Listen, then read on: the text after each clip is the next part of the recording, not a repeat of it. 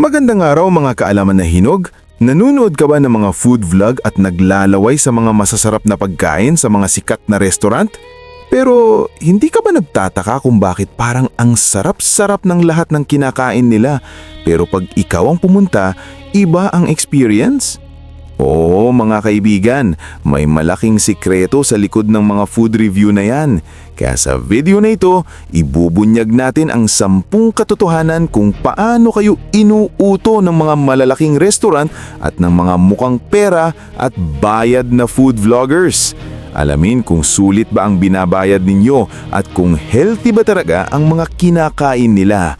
Kaya panoorin mo ito hanggang dulo at baka hindi ka na muling maniwala sa mga review na nakikita mo online. Panguna sa ating listahan, ang sikreto ng bayad na review at sponsored content. Ito ang pinakamalaking sikreto. Maraming sikat na food vlogger at influencer ay binabayaran ng restaurant para mag-post ng magagandang review. Tinatawag itong sponsored content o paid partnership. Ang batas ay nagsasabing dapat ilagay ang hashtag ad o hashtag sponsored. Pero marami ang nagtatago nito o ginagawa sa maliliit na letra. Ang bayan ay maaring pera, libreng pagkain o pareho. Kaya huwag agad maniwala sa sobrang gandang review, baka ito'y nabayaran lamang.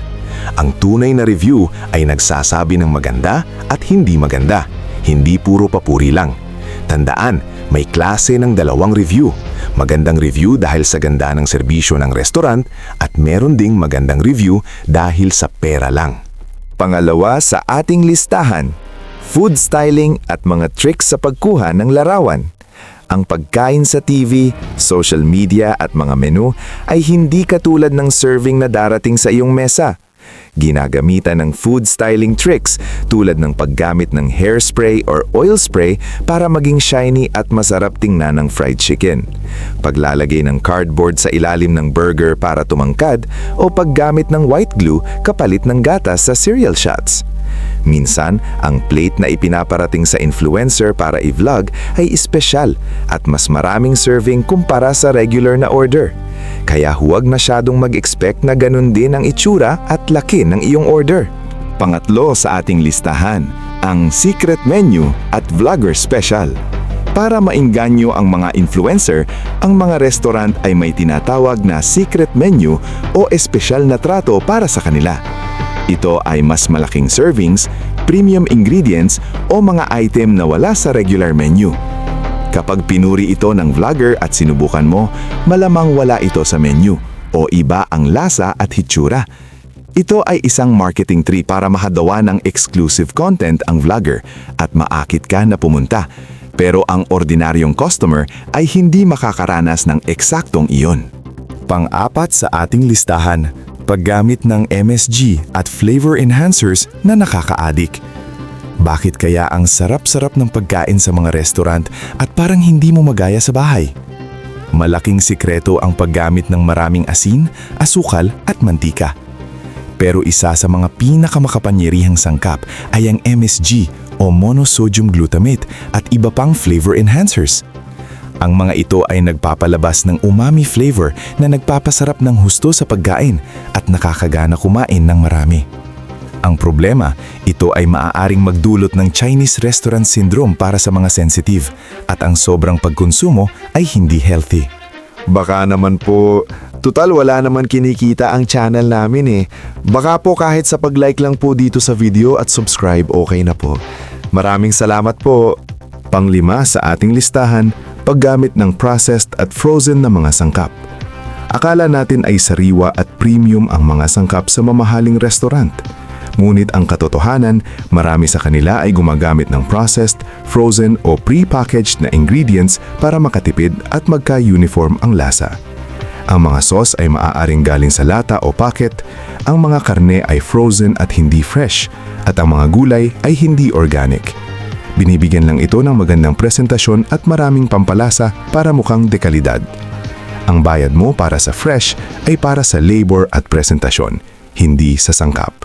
Pang-anim sa ating listahan, ang illusion ng healthy at gourmet labels.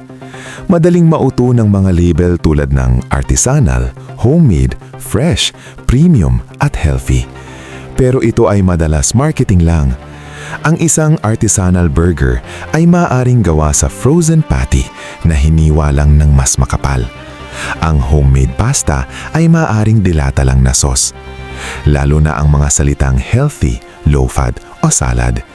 Minsan ang mga salad dressing ay puno ng asukal at taba na mas masama pa kaysa sa kumain ng burger. Kaya mag-ingat at huwag agad maniwala sa label. Pangpito sa ating listahan, ang psychology ng menu at presyo. Iniisip ng mga restaurant ang bawat detalye ng menu nila. Ang mga item na may malaking profit margin ay inilalagay sa mataas na parte ng menu o may espesyal na box. Ang mga presyo ay walang peso sign para hindi mo agad maalala na pera ang binabayaran mo. Ginagamit din ang decoy effect kung saan may isang sobrang mahal na item para mukhang mura ang iba. Ang mga vlogger ay madalas inirerekomenda ang best seller o signature dish na kadalasan ang may pinakamalaking kita para sa restaurant. Pangwalo sa ating listahan, ang pagkontrol sa atmosphere at experience. Hindi lang pagkain ang binabayaran mo, kundi ang experience. Ang malakas na music, magandang ilaw, mabangong amoy at magarbong interior ay lahat dinisenyo para maging masaya ka at makalimutan ang tunay na halaga ng kinain mo. Kapag masaya ka, mas malamang na mag-rate ka ng mataas at bumalik. Ang mga vlogger ay kinukuhaan ng video sa pinakamagandang sulok ng restaurant para magmukha sosyal at high class ang lugar, kahit na ang regular na dining area ay ordinaryo lang. Pangsyam sa ating listahan, fake comments at bots sa social media. Upang palakasin ang hype, ang ilang restaurant ay gumagamit ng fake accounts o bots para mag-iwan ng magagandang komento at mataas na rating sa Facebook, Google at Instagram. Minsan, binabayaran din nila ang mga tao para magpanggap na customer at mag-post ng magagandang picture. Kaya kapag nag-check ka ng reviews, tingnan mo ang mga detailed na review na may picture mula sa regular na tao, hindi yung mga puro one-liner at magagandang selfie lang. At ang pang-10 sa ating listahan, ang influencer discount at freebies pagkatapos ng review. Para siguraduhing positibo ang review, ang restaurant ay nagbibigay ng espesyal na discount, libreng dessert o mga freebies sa vlogger at sa kanyang grupo pagkatapos ng shoot. Kaya kahit medyo kulang ang pagkain, sa sobrang bait ng trato, magiging positibo pa rin ang feedback. Ang ordinaryong customer na walang libreng cake o discount ay magkakaroon ng ibang experience. Kaya tandaan, ang experience ng isang bayad o trinato ng espesyal na vlogger ay hindi pareho sa experience ng ordinaryong customer. Mga kaalaman na hinog, ang mundo ng mga restaurant at food reviews ay puno ng ilusyon at marketing strategy. Hindi ibig sabihin na hindi masarap kumain sa labas, ngunit mahalaga na maging matalino tayong mga consumer. Huwag magpadala sa hype. Minsan ang pinakamasasarap at pinakamasustansyang pagkain ay ang mga lutong bahay na gawa sa pagmamahal. Ibahagi ang video na ito sa inyong mga mahal sa buhay para sila rin ay maging alerto. Maraming salamat po at God bless po sa ating lahat.